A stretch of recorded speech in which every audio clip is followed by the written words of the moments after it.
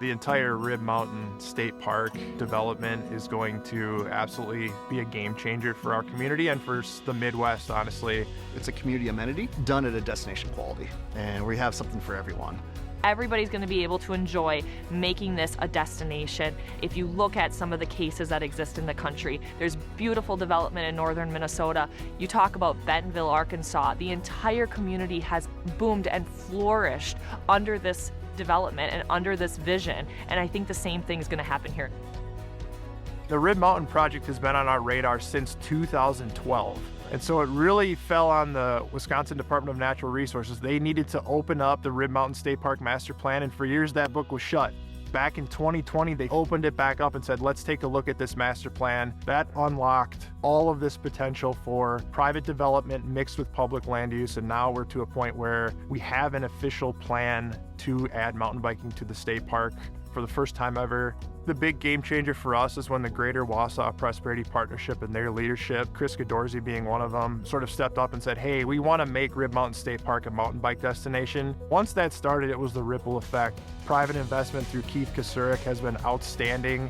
The hiring of Mike Repiak, I mean, that's the feather in the cap. He is the guy nationwide that can plan and develop mountain bike trails. So to have him here full time to work on this is going to be a total game changer. On that stakeholder group was the Greater Wausau Prosperity Partnership, was CWAC, the IMBA chapter, Village of Rib Mountain, City of Wausau, and Marathon County, the Wisconsin Climbers Association, Friends of Rib Mountain State Park, and many other partners made this all possible. That planning as is going, and now introducing the private lands, the trail network that we're looking at is taking this combination of lands to over 45 miles of trail. It's not just mountain bike trail, it's not just hiking trail, it's shared use trails. We have a perimeter trail that's gonna go around almost the entire park itself, so people can be out there all seasons. And that's our backbone that then gets us to the shared use trails that take you to other parts of the park. And then where I get super excited is where we turn the dial up on the mountain bike experiences.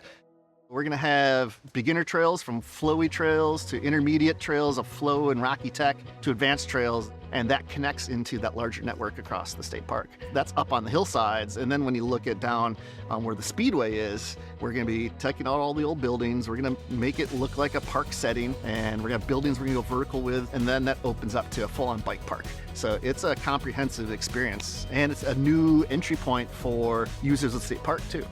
I would say in the next 5 years, we'll have most of everything built out, which is pretty accelerated for this size of project.